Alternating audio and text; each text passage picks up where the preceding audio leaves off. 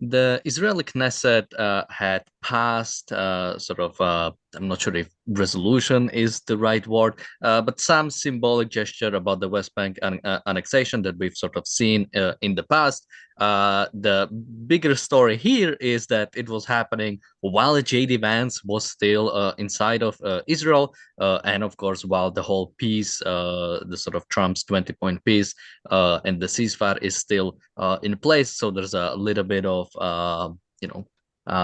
people are talking against that.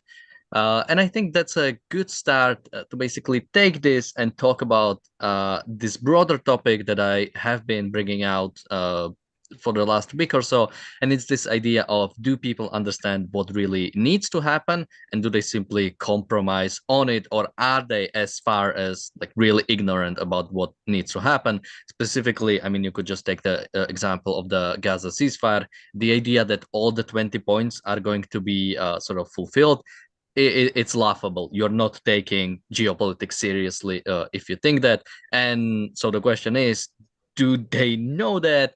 And do they simply willingly ignore that? And by they, we'll go through a few people. We'll start with the West Bank annexation. We can talk about Trump, J.D. Vance, and Marco Rubio, respectively. Then we can switch to Smotrich, who had some tough words to say about Saudi Arabia, which apparently has apologized for, which is even more ridiculous.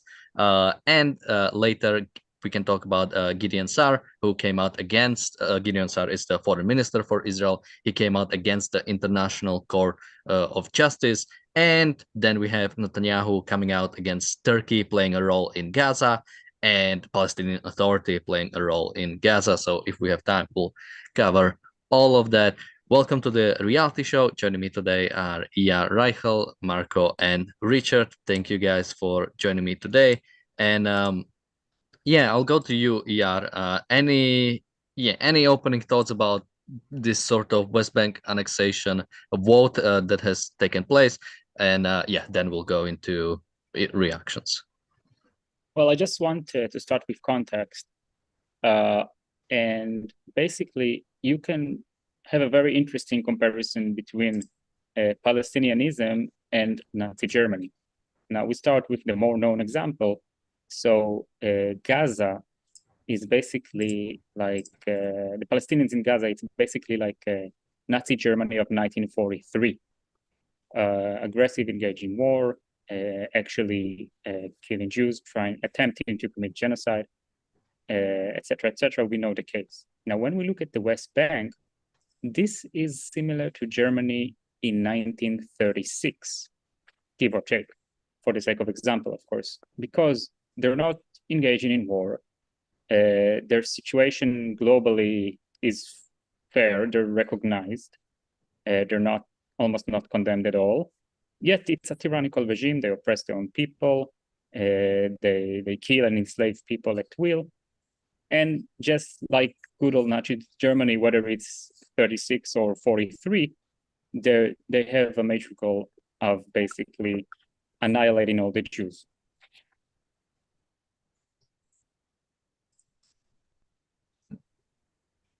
So sorry, yeah, no, I cut off, but I'm back. Okay. So so basically, Israel should annex the West Bank. The Palestinian Authority as an entity should not exist, and the people there should be re-educated.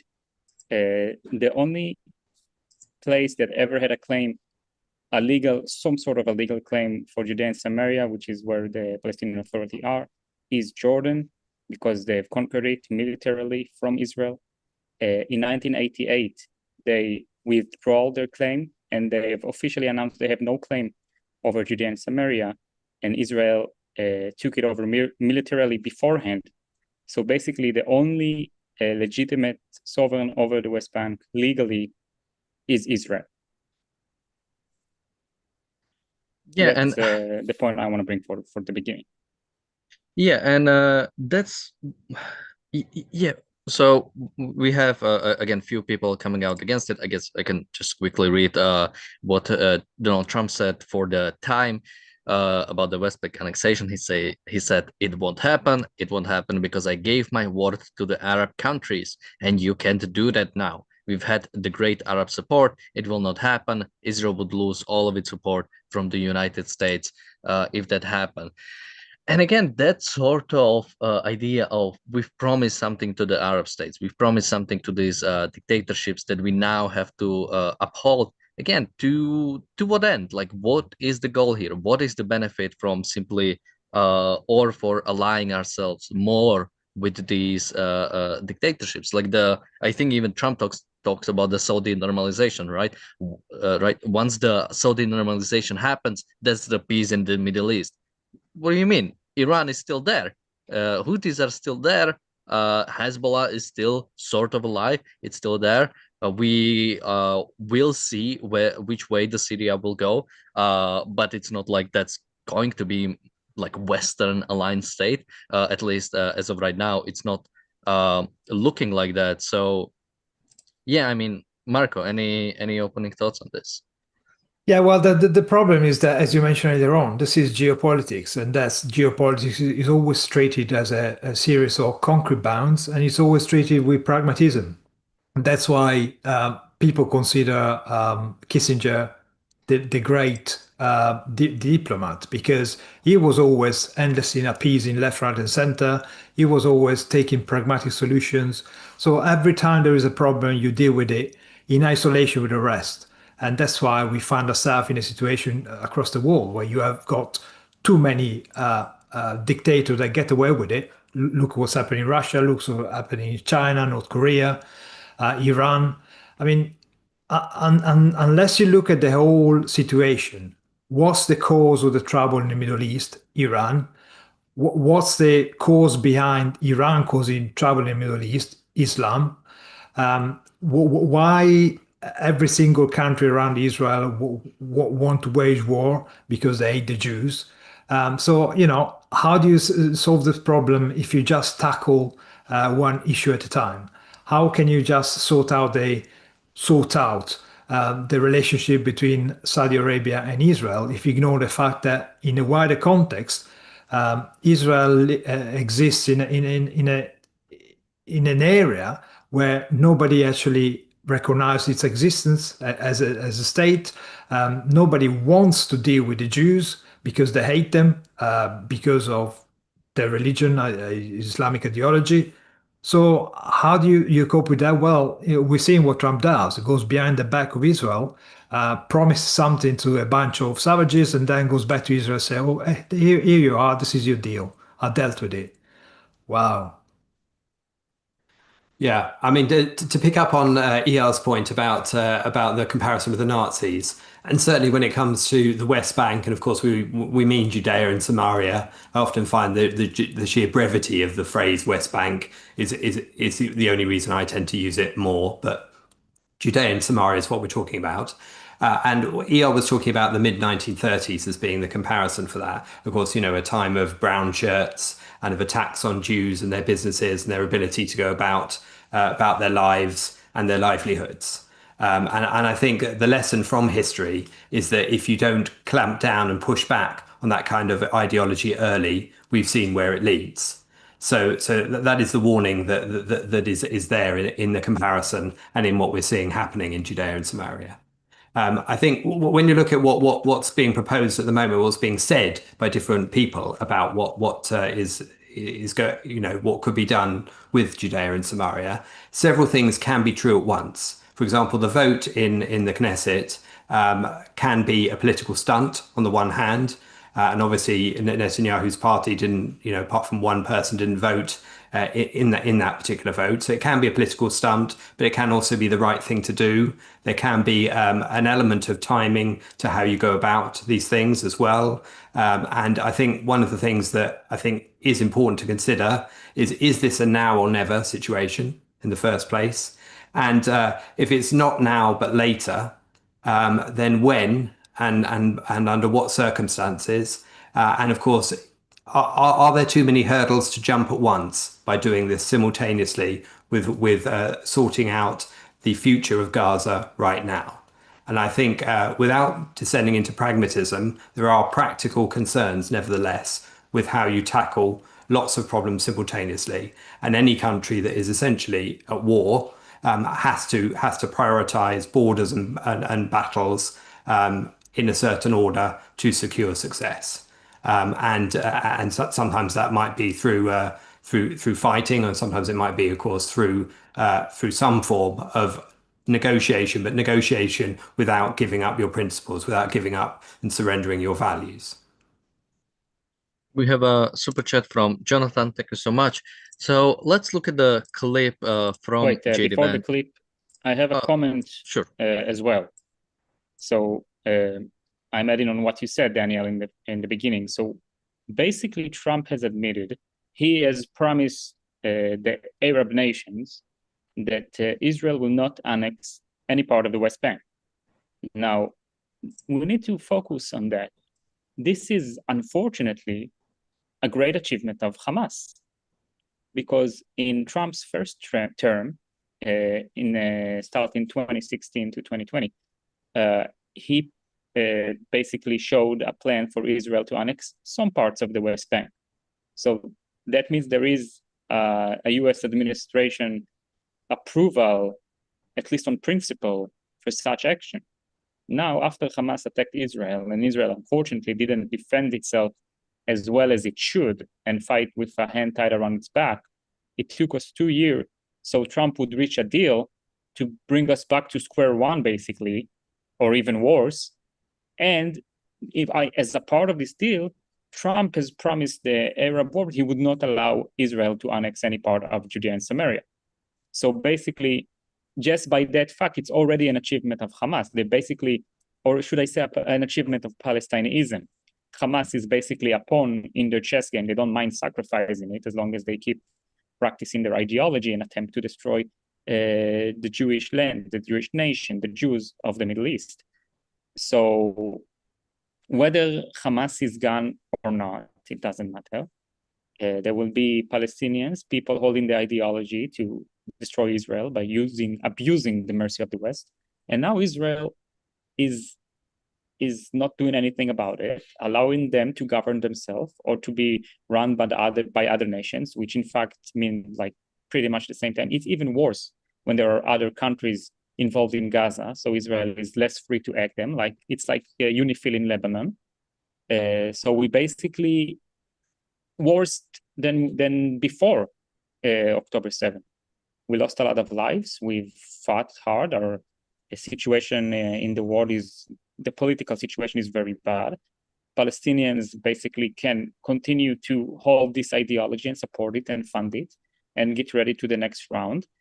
And we are just in a worse situation. Yeah, and something you mentioned about sort of the achievement of terrorism, because this is exactly what it is, but for decades, right? Israel had already all of Judea and Samaria, all of Gaza annexed. It was already part of its territory, not sort of like full integrated. It wasn't annexed, it was under military rule. Yeah. But had it under its control, right? But like I said, not fully integrated, but it was already there. Yet even the returning to that position is now viewed as like, this is a no-go zone. This is something we can do. And the reason why that is because of Palestinian terrorism, is because Palestinians at some point have decided that, no, we'd rather commit to terrorism. And what was the response from both the West and unfortunately Israel was appeasement. It was the Oslo Accords. It was pulling out of Gaza. It was at every stage, even you could say after October 7th, right? It was negotiating with Hamas for the release of their terrorists and, of course, Israeli hostages, but also their terrorists. So at every stage, the Palestinian terrorism has been encouraged. Let's look at the clip from JD Vance. This is basically right after when he was asked about the vote that took place in the Knesset. Thank you, guys. About the West Bank. Sorry, yeah, go ahead. We'll do. Yeah. The West Bank vote yesterday that took place while you were in the country. Oh yeah, that was weird. That was weird. I was sort of confused by that. Now I actually asked somebody about it, and they told me that it was a symbolic vote, some symbolic vote to recognize or to a symbolic vote to annex the West Bank. I mean, what I would say to that is when I asked about it, somebody told me that it was a political stunt, that it had no practical significance. It was purely symbolic. I mean, look, if it was a political stunt, it was a very stupid political stunt, and I personally take some insult to it. The West Bank is not going to be annexed by Israel. The policy of the Trump administration is that the West Bank will not be annexed by Israel. That will continue to be our policy. And if people want to take symbolic votes, they can do that. But we certainly weren't happy about it. Thank you. Thank you.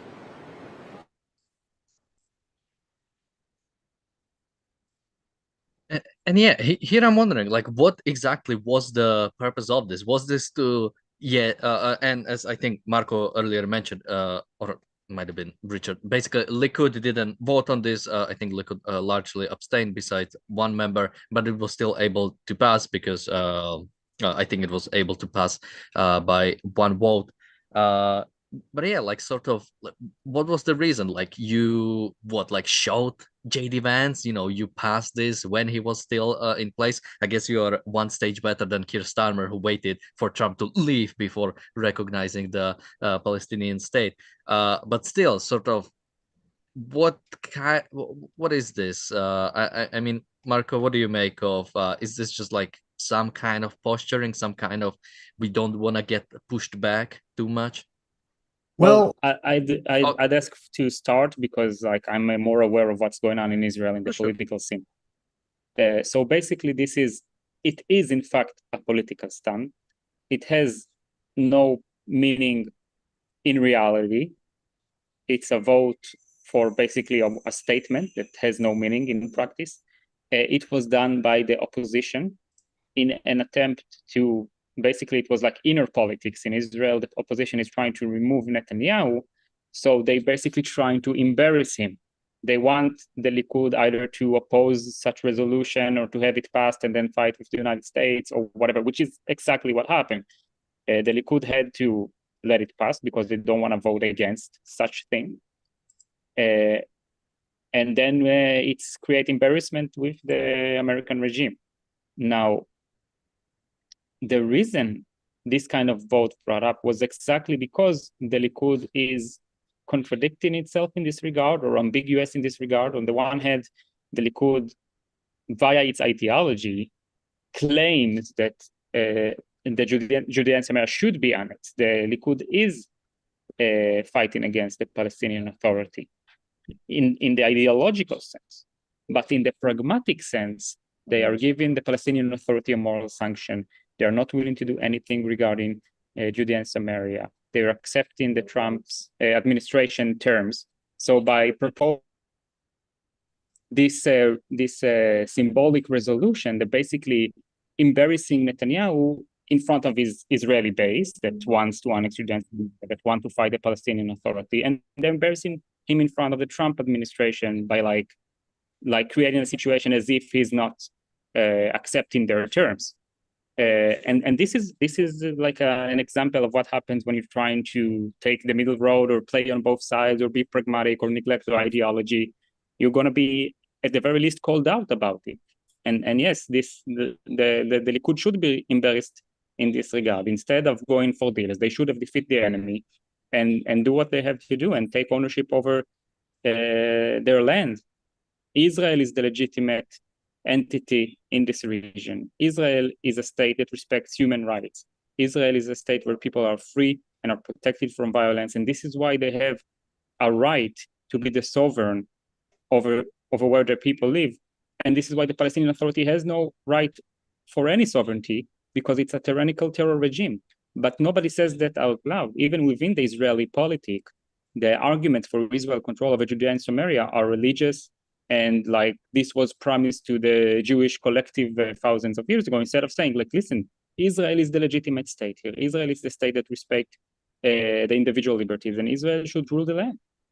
And no other terrorist organization have a right to claim any part of this area. Yeah, and this sort of like compromising nature of as I said, Netanyahu talking against the Palestinian Authority, basically everything, and even a lot of I mean, even the expansion of some of the settlement, like a lot of the push from Israel is going against the Palestinian Authority. We talk against it, but yet when it comes to the actual, Netanyahu talks about the pay to slave program that the Palestinian Authority is still engaging in. The terrorists that came out of the Israeli prisons in the exchange came out millionaires in Israeli shekels because of how long they were there and how much they were paid. But yet, when it comes to the actuality, what we're doing about it, it seems like status quo is always what's happening. And even from the other side, from Donald Trump and people in his administration, right? It's everybody has a problem with the way it is right now, but pretty much everybody is pushing for it to stay exactly like this, which is, of course, is not sustainable. I mean, the way it is right now was never supposed to stay like that, right? It was the purpose of the Oslo Accords was always to eventually and I don't think it was like in 100 years. I think it was supposed to be in years or decades to basically establish a Palestinian state. So now you have this like weird example or like this weird status quo where Palestinian Authority is in charge, but nobody really cares for it.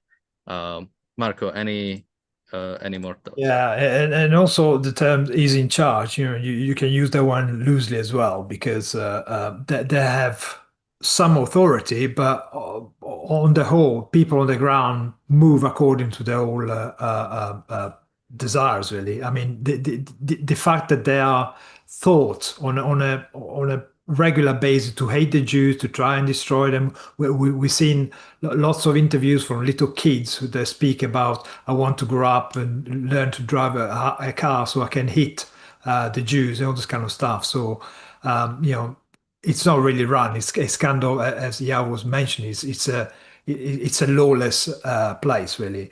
And yes, again, that's the mistake of the Oslo Accords that Israel is still paying for accepting those. But this issue of re-annexing Judea and Samaria is actually looks so obviously like a political football. It's just something that various factions use, as AR highlighted, some internal factions, but also it's used as a stick against the Saudis, for example, because the Saudis are against that. And they keep reminding Israel that if they do that, there is not going to be a chance for accords for normalization. So this whole issue, although it was in play way before the ceasefire was imposed on Israel, there were plans from Smotrich, and it looked like it was going to go ahead in a serious way, but it was never really on the cards. It was always a political tool effectively to put pressure on one side or the other.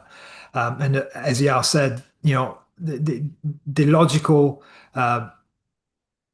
rational thing to do would be to take over the savages and teach them how to be civilized. But in this day and age, we don't do that anymore.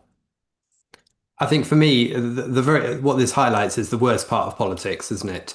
And there's politics anywhere, is the tribalism, is the embarrassing your opposition or making the opposition look weak before actually concentrating on what principles are important to stand up for, rather than the short-termism of politicking. And when, even if you take the ambiguity that is being expressed at the moment as a temporary tactics are a dangerous political thing to play with as well, because temporary tactics soon become permanent policy. And that ambiguity becomes a policy of deferment, of not taking or stating a position. And that creates a vacuum. And then your actual enemies, your true enemies, not your enemies within Parliament, but your enemies who actually want you dead, exploit that vacuum. And then you find yourself very much on the back foot. And therefore, making progress with Judea and Samaria becomes ever further away. And then when you have people like Trump making statements effectively on behalf of Israel, with a complete lack of clarity as whether it's endorsed by Israel or despite what Israel thinks, but yet Trump is negotiating away Israel's right to look after its own territory, then you're in a real mess, aren't you? It's a real muddy mess to sort out. But at the same time, of course, all of this needs to be taken in the bigger context of the entire peace plan and the entire steps to move forward, which include dealing with Gaza first of all. And I still don't think that dealing with Gaza first of all prevents you from dealing with Judea and Samaria properly soon, even if you take one before the other. Yeah, and as you guys have said, these issues are inherently or are connected to the normalization with Saudi Arabia, meaning the West Bank annexation. So let's switch over a little bit to sort of the statements from Smotrich, the finance minister of Israel, who said sovereignty is the test. If Saudi Arabia tells us that it will normalize ties in return for Palestinian state, friends, no thank you. Continue riding camels on the sand in the desert. We will continue developing the economy and society and doing all the big things that we know how to do. Now, this became controversial for saying riding camels, since, you know, sort of like a camel rider is a bit of a, I guess you maybe could say like a racist statement generalizing over Arabs. But so there was outrage against this statement, which Smotrich even came out and apologized for. But here is the official policy from the Saudi Arabia that they follow. The kingdom stresses its complete rejection of all settlements and expansionist violations perpetrated by the Israeli occupation authorities. The kingdom reiterates its support for the inherent and historical right of the Palestinian people to establish their independent state on the 1967 borders, with East Jerusalem as its capital, in accordance to relevant international resolution. So here we have a state who calls for deportation of 500,000 Jews from Judea and Samaria, that calls for establishment of the Palestinian state as it is right now, not with some caveats, not with some after with reforms, not with some, you know, democratically or having a constitution or having a democratic constitution or having democratic election or anything in that. The Palestinian state as it is right now, and the controversial part is that somebody called them a camel riders. I mean, yeah, what kind of and again, this sort of outrage came from within Israel. I think I cannot remember which political party it was, but it was from one of the political parties in the Knesset. Yeah, well, Israelis they like to play the games of geopolitics and try to create alliances, and Israel is in a very unique situation when you compare it to the rest of the world, because it's the only free nation in the world that is having such an extreme campaign against it, whether it's from Arab nations, from dictatorships, from communist regimes. There is a huge anti-Israeli coalition around the world, and it's something, there is nothing like that. So Israelis really care about trying to make sure they have political relationships with as much nations and trade, etc. It has its importance, but you cannot give up your principles in order to make it happen. And that's what people in Israel don't understand. So people in Israel are mad at Smotrich for standing for his principles. And it's a proper principle to say, no, I will not allow a state for those who want to destroy me. It's plain and simple. And he's a diplomat, so we can do it in a very ugly style and say those things. And then people will be mad at that and what he said, instead of trying to talk about the principle. Nobody talks about principles here. And just to read Smotrich's apology, he said, "My remark about Saudi Arabia was indeed inappropriate, and I regret the offense it caused. However, at the same time, I expect the Saudis not to harm us and not to deny the heritage, tradition, the rights of the Jewish people to their historical homeland in Judea and Samaria, and to establish with us a true peace." So again, that sort of response, right? It is our heritage. It goes back thousands of years. That's why we have or we should have sovereignty over Judea Samaria. It's not the fact that Israel is the only state that is, rights respecting. It's not the fact that Palestinians have denied their own right to self-determination by constantly using that self-determination to attack not only Jewish people. I mean, it's not like Palestinians only fight Jewish people. They fight against every single country they are in. They try to overthrow the regime of every single country they find themselves in. They always support. I mean, check out the recent election in Jordan. Muslim Brotherhood was elected. So this is the kind of thing they have. And again, the idea that you know, Israel should have sovereignty over Judea and Samaria, over tradition, rather than principle and some proper things to stand behind. I mean, Marco, were you offended when he called the Saudis the camel riders?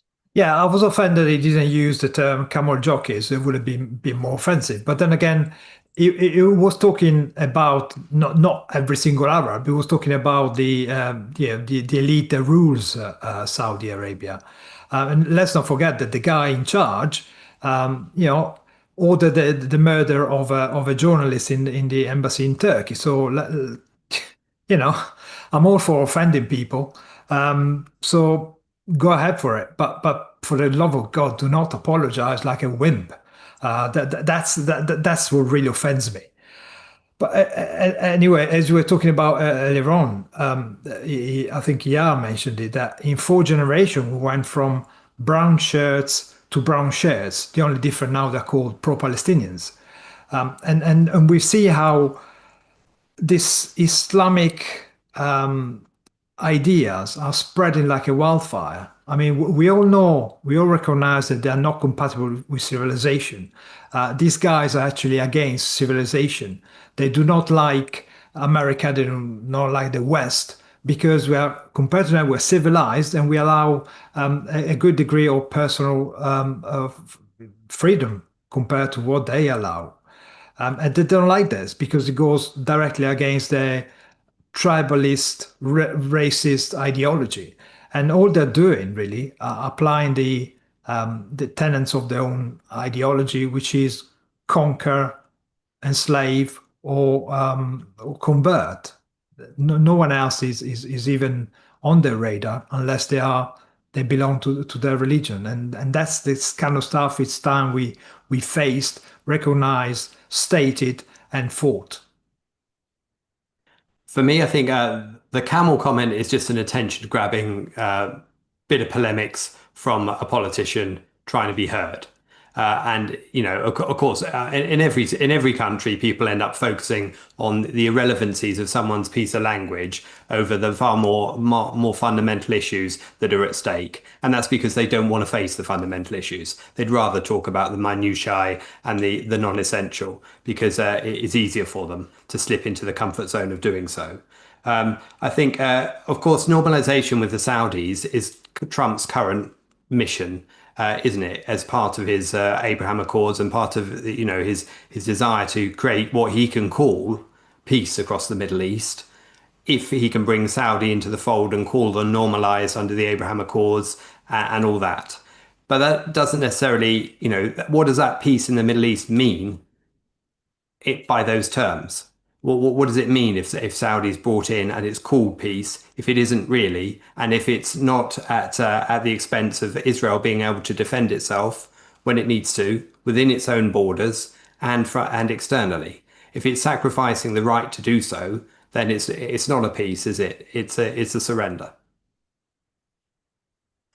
We have a super chat from Bonnie. I'm not sure if I've read that before. Thank you so much. Well, I want to move on to some of the other topics we have, but anything you guys have to add about the specifically Judea and Samaria annexation?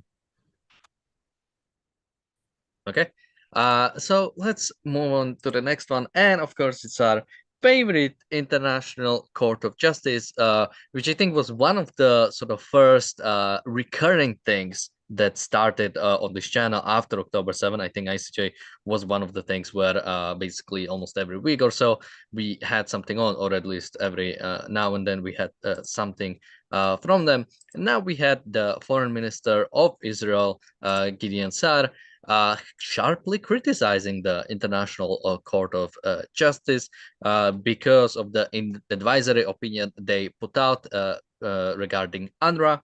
So Gideon Sar called it a kangaroo court, a corrupt political circus, which we did 2 years ago, and it's weaponized by Israel's enemies. Wow, what a shocker that international organization under the UN, which is just a bunch of dictatorships, and that ICJ court is filled by a bunch of dictatorship. The specific case against Israel, led by South Africa. Um, so basically, the court ruled that again, Israel needs to allow humanitarian aid. All that BS again, supporting. Just look at what they ruled, right? You have to support your enemies during the time of war. That is what the right thing to do is. That is what is the right thing to do according to international law. And if that doesn't already put you against international law, well, I don't know what to tell you. But sort of going into my overarching question, why did this take so long? Although I think there were some talks about how it's a kangaroo court, even from Israeli officials. This is just another example of it. But the fact is, which is, I think, unfortunate, or this is the most damning fact of this all, it was Israel that decided to participate in the International Court of Justice. It is Israel that decided to participate in this kangaroo court. Again, this is not something that we just learned. It's not that we just learned that the UN is bad. It's not that we just learned that ICJ or the UN or UNRWA are basically biased against Israel. We always knew it, yet Israel again and again chooses to participate in these organizations. Yeah. Yeah, Israel has been invading. And once again, this is a part of Israel trying to gain legitimacy, fighting against the campaigns against it, having the naive thought that we can defend ourselves in such courts as if it's not a kangaroo court. Although there are evidence, there are facts that known for decades of how it works and how it's ruled by dictatorships to be used against Israel. And it's good that those statements are coming out now, better late than never. But this statement should be followed by actions, and the action is leaving this court and not applying to it and ignoring it and saying this is not only to say this is a kangaroo court, but to do the action that such statement demands, which is behaving towards this entity as such and not recognizing it. Yet we keep recognizing it. We keep sending our lawyers there. We keep trying to defend ourselves in this impossible kangaroo court. And I want to address another argument. I'm not sure you brought it up. Basically, there was a case against UNRWA. And UNRWA says, well, listen, UNRWA hires explicit Hamas terrorists. And they should be outlawed. There should be sanctions against it. They could not take part in engaging with Gaza.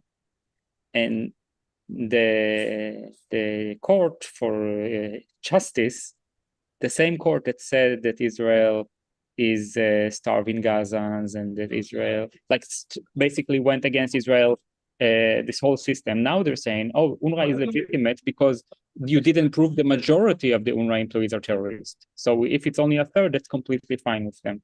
So it's a complete nonsense. It's just like this is a prime example for rationalization, for people using their authority and using their position and abusing it in order to basically spread out lies and fight against a legitimate nation. And yeah, it's a shame we're letting them do it. It's a shame we're cooperating with this kangaroo court. And hopefully the best case scenario in this regard is for them to be dismantled altogether. It's a complete joke. International law is a complete joke today. People it's just a facade. It's just a big facade. Yeah, and there is this, I think, tendency among good people, and people might recall scenes, I think, from both the Fountainhead and Atlas Shrugged, of basically good people go and see like an organization that doesn't seem to have any explicit power, which you could say ICJ, I mean, technically doesn't have. It would be that own country, like, taking care of that, or somebody trying to impose it, which usually doesn't happen. So that's why you saw both America and Israel for a long time basically not participating with the ICC, International Criminal Court, because they because that would include actually arresting the leaders, and that would be impractical. They understand why that's wrong, but with ICJ, that doesn't seem to have that much power. It's viewed like, oh, this is just like a club, whatever, they can have fun. We don't have to care for it. But no, this will be used against Israel. It's so cyclical when it comes to, you have the UN referencing ICJ, or you have the media referencing ICJ. Then you have things built up upon it. You have the Amnesty International then saying, oh yeah, it is a genocide, just changing a term. You have the international, what is it, the group of scholars, or whatever was the full name. Well, everybody's gonna forget about them anyway. But you have them, now saying, okay, now it's a genocide. So we have this sort of like cyclical thing of basically everybody's referencing to each other, and then when normal people hear it, right, it's everybody is saying Israel is committing a genocide. This is what happens when you decide to participate, when you do not completely ignore anything they say. Israel shouldn't comment on anybody basically saying Israel is committing a genocide, because it's all baseless. Nobody has any evidence for it, and by engaging in it, you are saying they have some credibility. Marco. Yeah, the only authority that the ICJ, the UN gets is from Israel dealing with them, really. Just reading the post coming from the UN, it's a betrayal of everything you stand for. And this is particularly laughable because the UN court effectively has suggested that the UN institution, which was aiding terrorists by allowing them to use their own facilities, like schools and hospitals, in breach of the UN Geneva Convention, are actually complaining that Israel is doing something wrong. This is just absolutely laughable. And just to strengthen the point that Yao made earlier on about Israel going around the world trying to find support from everyone. This comment was made while Saar was talking with his Albanian counterpart. Albanian. I mean, like Israel needs Albanian support as well. It's like, just focus on defending your own people. Stop trying to be liked in the world, because they don't like you anyway. I mean, we've seen how Jews are treated across the world. We've seen the ridiculous level of anti-Semitism we've seen in our streets today, as I mentioned earlier on, just 4 generations after the brown shirts. That's just, the whole situation is laughable. Yeah, we said it a number of times, just get out of the UN, ignore them totally, because the only authority they have on you is just the authority that you allow them to have. Yeah, leave it to Israel to go into Europe and find the one Muslim state in Europe to like justify its existence. Yeah. And when it comes to UNRWA, that is the organization that never seems to die, does it? Just when you think it's dead and buried, just when you think it can't possibly come back because of the exposure of the terrorists who work for it, the teachers who operated under it, and all of their conversations revealed via Telegram and all the rest of it, every aspect of UNRWA would suggest that it could not possibly survive. And yet there are always those prepared to re-champion it. And those are always the enemies of Israel in the first place. And those are always the excusers and the apologists for all of those activities that took place within it. And of course, those who choose to evade and try and pretend that that's not significant. I think the key part of this, and particularly when it comes to the UN, is honestly, it's a philosophical one. And I don't want to get too deep into it, but essentially it's about morality, isn't it? And it's about, if you think morality is determined by the maximum number of people deciding what's good and bad, or their representatives sitting within some body which sits above morality and isn't itself responsible to the same moral questions as everybody it supposedly adjudicates over, then you've got a problem. You've got a separation between those who decide and the rest of us who supposedly have to follow along, and that's when you're going to get the corruption which makes good evil and smears good with evil, and that's what we've seen too many times. And this focus on the UN being everybody equally holding hands, equally morally equivalent, that is the issue. And that's the essential flaw at the heart of it that means that it cannot work ever in that form. and only nations who share the same values should group together to further those values, should cooperate together to further those values. We have a super chat from Jonathan. Thank you so much. And a super chat from Wolf Guy. Thank you so much as well. So moving on to Netanyahu, we have him coming out, I think now sort of a bit more officially, saying that he doesn't want any Turkish troops taking sort of charge of Gaza or participating in that. I'm not sure, transitionary force, or was there a name for that? Basically, the international coalition that is supposed to Stabilizing force, yeah, stabilizing force that is basically supposed to take over Gaza. I think first, I'm trying to remember how it was exactly in the plan, either from the IDF potentially first, and then from Hamas, or sort of Hamas disarming and taking it from them. So again, you have this sort of, like, Netanyahu is somebody who knows what should happen in Gaza. He has I mean, in the past, he argued, while in opposition, he argued for the right thing. It's kind of sucks when he is actually in power. But he knows like what needs to happen. And when it comes to this peace plan, the only issue he has that Turkey would like play a role in that. I mean, yeah, like a question but for me, the idea that if Turkey plays a role in that, I mean, it does matter to some extent. Turkey is probably one of the last countries, at least in the surrounding region, that is like the potential that could be taking place in that you wouldn't want. But to me, this seems like so marginal almost. Like, if Turkey does play a role in that, or if Turkey doesn't play a role in that, it's still going to be bad. It's still not going to lead to any even sort of marginally good solution for the future of Israel. Turkey entering Gaza, not only it is not beneficial in any way whatsoever, it's actually very bad. This is an extremely negative case of a thing against Israeli interest. And before going into that, I'd like to just show the misconceptions the international community and sometimes Israel has about Gaza and the Palestinians. So the first misconception, I call it defeating Hamas is enough. And it's basically fighting a symptom instead of fighting the disease. We've talked about it a lot. The true problem is Palestinianism. Hamas, it's only one branding.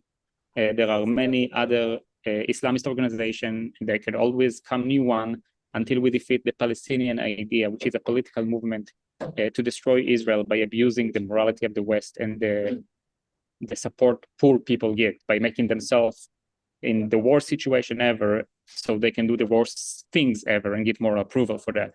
The second misconception is the partition fantasy. Basically, the current plan, according to rumors, is that Israel rules 53% of Gaza, Hamas rules 47%, and then Israel will take care of the 53%, Palestinians will move to the 53% or go against Hamas, it will fall. Now, this plan probably will not work, but even if it will work, let's say we made it and Hamas is gone and the 53% ruled by Israel is way better, what's going to happen next? The next thing will be an international demand from Israel to hand out this part of Gaza to the Palestinians. And then we're back to square one. We're back to the era before October 7th. After paying all of those prices, we're handing Gaza back to the Palestinians again, and then they're just going to rebuild and use all of their infrastructure and resources in the attempt to destroy us again. And the third misconception is the international solution. It's extremely naive, and that is that the international community, whether it's Gaza, whether it's Turkey or the Emirates or Qatar, can come into Gaza and take care of, make sure it's a peaceful place for the Jews. This is a joke. It's not in their interest to do it anyway. Let's say Turkey and Qatar, they want it to be against Israel as well as Egypt. And it's just going to be like UNIFIL in Lebanon. There's terror in Gaza going to rise up. Whoever is going to be in charge there, unless it's Israel, who's ever going to be in charge there, the outer nations are just going to allow it to happen.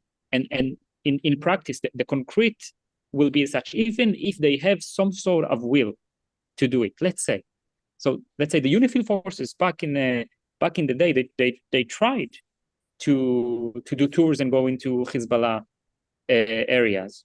And then Hezbollah basically planted a charge on the ground. A UNIFIL car drove in their territory, exploded. A bunch of foreign soldiers died.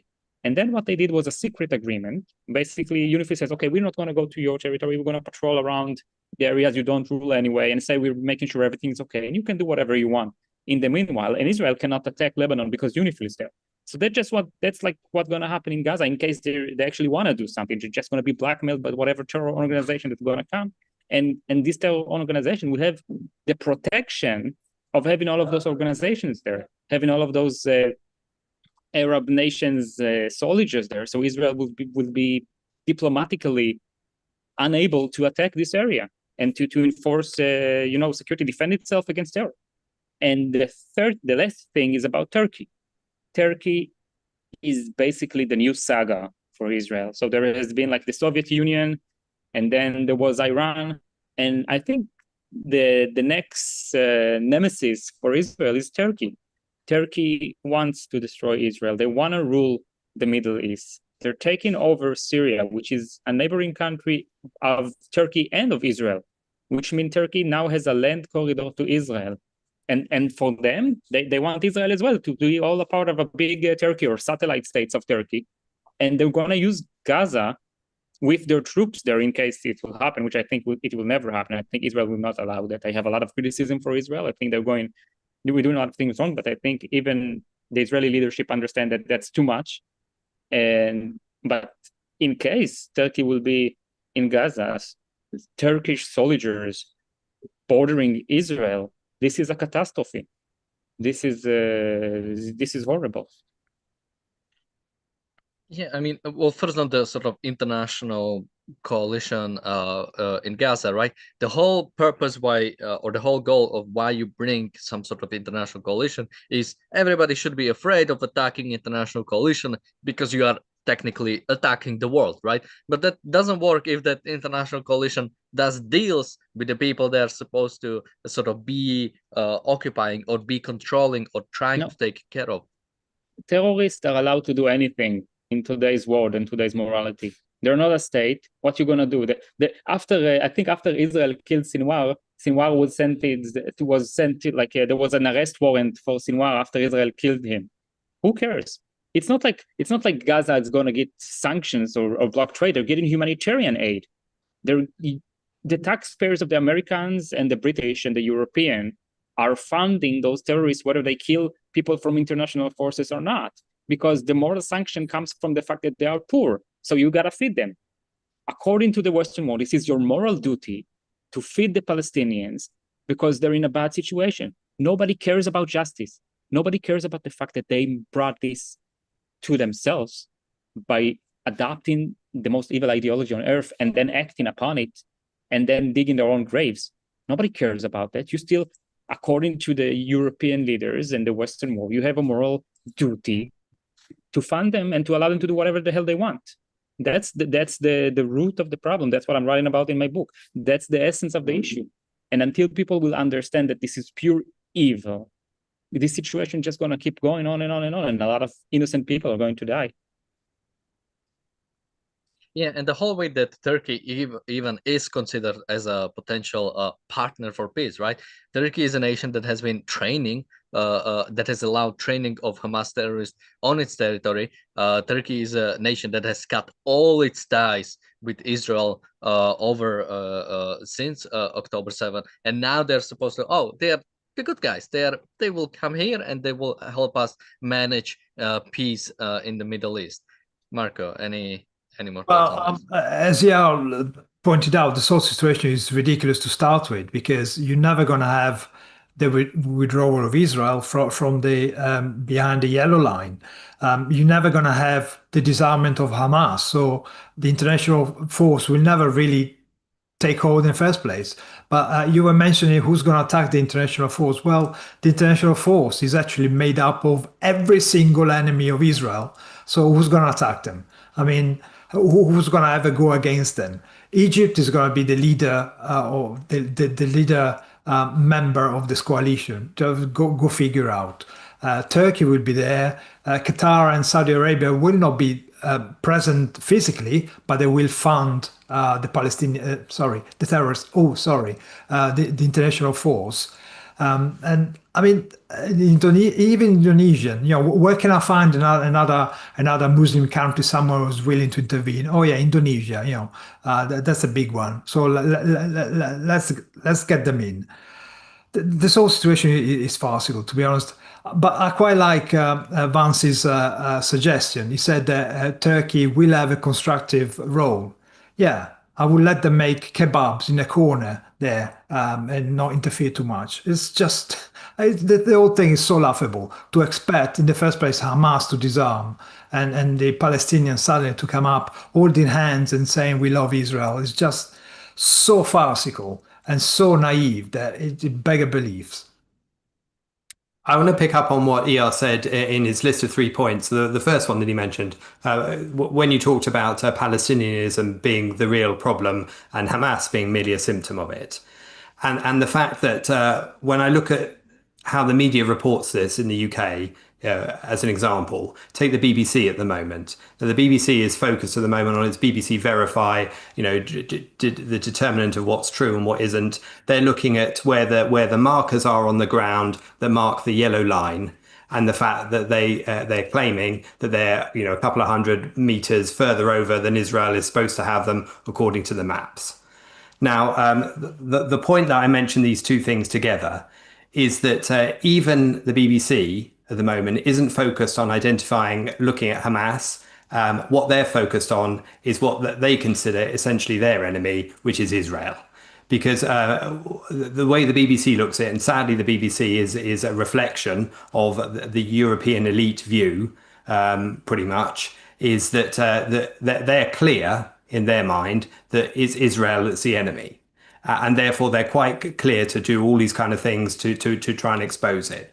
But the point is that when you defend a country, same as when you defend an idea, as Ayn Rand pointed out, when you defend capitalism, you need to defend it well on the right grounds, or you're actually doing more harm than good by defending it on the wrong basis, on the wrong set of principles. And if you defend Israel on the wrong basis, on the wrong principles, if you defend it on the basis of tradition, on the basis of religion, then you're defending it on the wrong principles. And then if you start from that, taking the line that Israel has the most moral army in the world or is the most compassionate towards its enemies, or any of the other elements that mean that you're essentially defending it by the wrong terms, then you're giving people like the BBC a get out for the fact that they don't even focus on the Hamas side of it, the disarming of Hamas, but they are entirely focused on what they see as their moral clarity of trying to stop Israel.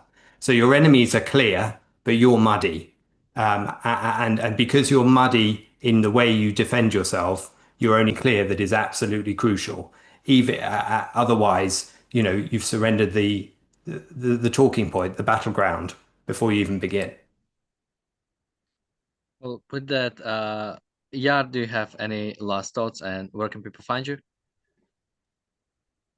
So I'm an associate of the Ayn Rand Center Israel, and you can visit aynrand.org.il/about. We also have an event on December 19th in Israel. Tal Tzfani is going to arrive, Nikos is going to arrive, Aaron Smith is going to arrive, and even the Green Prince, Masab Hassan, son of Hamas, is going to have a Zoom interview in this event. And we're going to have an English website up soon for this event.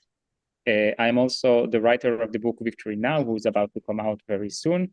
It's about the plan for Israel's victory and the moral case for it. As you heard me before stating, the moral case is the most important part in this war. It's a war of ideas first and foremost. So please visit www.victory.now if you're interested. Marco, any last thoughts, and where can people find you? Yeah, well, I just mentioned morality. Well, if Israel has followed the correct morality, a morality of self-interest, a morality of rational selfish interest, by looking after his own people, would have finished this war, a week after October the 7th in 23. And by now, the situation will be sorted. But no, we find ourselves, they found themselves playing with the book of altruism, putting the values of their enemies in front of theirs, and here where we are. So it is important, as they are mentioned, to look at the moral behind all this, because morality determines the action taken. In this case, you can infer by the action taken by Israel that the morality that they were following was no good. I think at the moment what you're seeing from the US administration, just in summary, my final thoughts, is a little bit of ambiguity and vagary, and different people are putting slightly different emphasis on things. I mean, Rubio's talking about he wouldn't be supportive of annexing Judea and Samaria right now. Now, that seems to open the door far more compared with what Trump is saying, and what Trump might be saying next week might be different from what Trump's saying this week anyway. So all of that makes it rather grey in terms of determining what the outlook might be further down the line. But that's why consistency based on clear principles, based on objective morality, is the way to lay out your arguments, so that you never need to stray into offering different people, presenting different possibilities, so you never look like you go back on your word when you adjust slightly to pick one of the three, for example. I think that's that's vital to understand.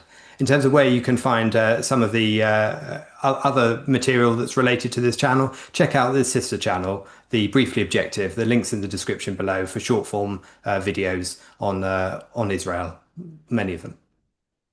And to find out more about the people who use principles to achieve great things in life, make sure to check out the Irreplaceable Spark Conference. You can find out more about the conference on objectivism.co.uk, which is starting basically tomorrow. Tomorrow is the first event or sort of evening event for the higher sort of ticket holders of the VIP ticket holders specifically. So the first event is there, but the sort of general conference starts on Saturday. So in just 2 days, there's still time to get your tickets. It's in Orange County, California, this weekend, October 25th, 26th. So again, objectivism.co.uk, you can find out more. And with that, thank you guys for joining me today. Thank you everybody for watching, and bye-bye. Thank you.